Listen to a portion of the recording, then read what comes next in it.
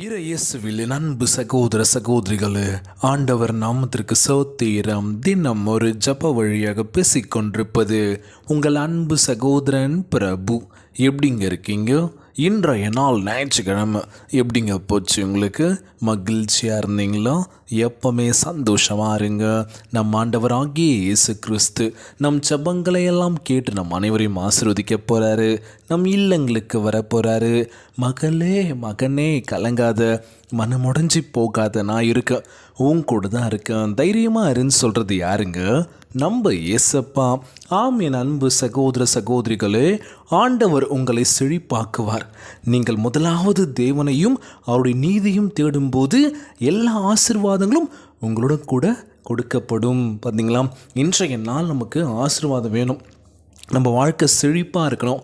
அப்படி என்ன பண்ணோம்? முதலாவது யாரை தேடணும்? நம்ம ஆண்டவராக இயேசு கிறிஸ்து.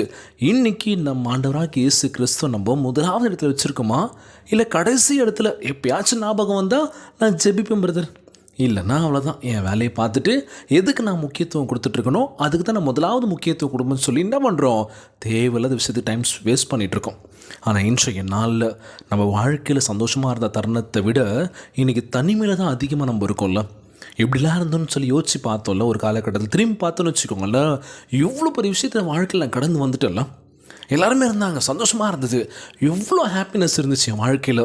ஆனால் ஒவ்வொரு ஸ்டேஜை நான் கடந்து வரும்போதெல்லாம் அப்படியே என் வாழ்க்கையில் இன்னொன்று தனிமைப்படுத்தின மாதிரி ஒரு ஃபீல் பிரதர் என் வாழ்க்கையில். என்னன்னே தெரில அப்படின்னு சொல்லியிருப்போம்ல, யோசிச்சுட்டே இருப்போம்ல. இன்றைக்கி நம்ம கூட இருந்தவங்களாம் இல்லாமல் இருக்காங்கள்ல, ஒவ்வொரு திசையில் இருக்காங்கள்ல. இன்றைய நாளில் ஒவ்வொரு திசையில் இருக்கின்ற என் அன்பு சகோதர சகோதரிகள் இனி அன்பை ஷேர் பண்ண முடியல. எப்படிலாம் இருந்தோம், எப்படிலாம் இருந்துச்சுன்னு சொல்லி அதை நினைவுபடுத்தி பார்க்க முடியுது. ஒரு மெமரபுளாக இருக்குல்ல. ஸோ இந்த இடத்துக்கு போனால் நான் ஃப்ரெண்ட்ஸோடு இங்கே வந்திருக்கேன், இப்படி திரும்ப இருக்கும். இப்போ தனிமையில் நிற்கும் போது அந்த இடத்த பார்க்கும்போது அதெல்லாம் செம்ம ஹாப்பினஸில்.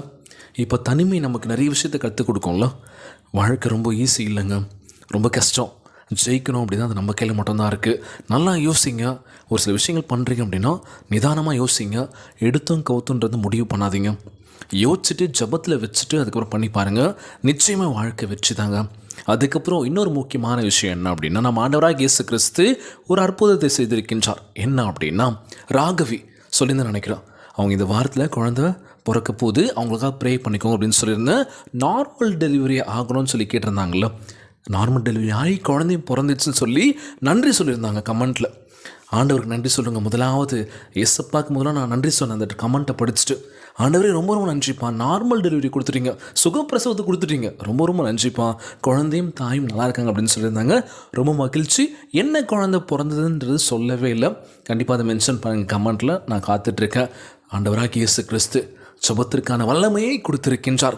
ரொம்பவே ஹாப்பியாக இருந்துச்சுங்க. நம்முடைய வாழ்க்கையில் நம்ம ஏசப்பா என்ன கேட்குறோமோ கண்டிப்பாக கொடுக்கணும். அப்படின்னா நீங்கள் விசுவாசமாக இருக்கணும். யாருக்கு முதலாவது இடம் கொடுக்கணும் அப்படின்னா நம்ம ஆண்டவராக இயேசு கிறிஸ்துக்கு. கலங்காதீங்க, சோர்ந்து போகாதீங்க, உற்சாகமாக இருங்க. இன்றைய நாள் நம்ம ஆண்டவராக இயேசு கிறிஸ்து செழிப்பான ஒரு விஷயத்தை கொடுக்க போகின்றார். முதலாவது சமாதானத்தை கொடுக்க போகின்றார், ஆசீர்வாதத்தை கொடுக்க போகின்றார். இதையெல்லாம் நம்ம பெற்றுக்கொண்டு ஆண்டவருக்கு நம்ம நன்றி சொல்லிக்கிட்டே இருக்கணும். இன்றைய நாள் ஜபம் உலகில் வாழ்கின்ற நம்ம ஜபிக்க போகிறோம். ஜபத்திற்குள்ளாக பயணிப்போமா? எங்களை மிகவும் அதிகமாய் நேசிக்கின்ற அன்புள்ள ஆண்டவராகிய இயேசுவே, இன்றைய நாள் வாக்குறுதி வசனத்திற்காக நன்றி ராஜா. நீதியின் பாதையை எங்களுக்கு காண்பித்ததற்காக உமக்கு கொடான கொடி சோத்திரம் ஆண்டவரே. எங்களுடைய பாவங்களிலிருந்து சாபங்களிலிருந்து எங்களை விடுவிக்கும்படியாய் நீர் சிலுவையில் மரித்தீர் என்று என் இருதயம் கலங்கி துடிக்குது ஆண்டவரே. எங்களுக்காக மரித்தீரப்பா, எங்கள் பாவங்களுக்காக நீர் மரித்தீர் ஆண்டவரே. உமக்காக நான் என்ன செய்ய போகிறேன் என்று தெரியல ஏசப்பா.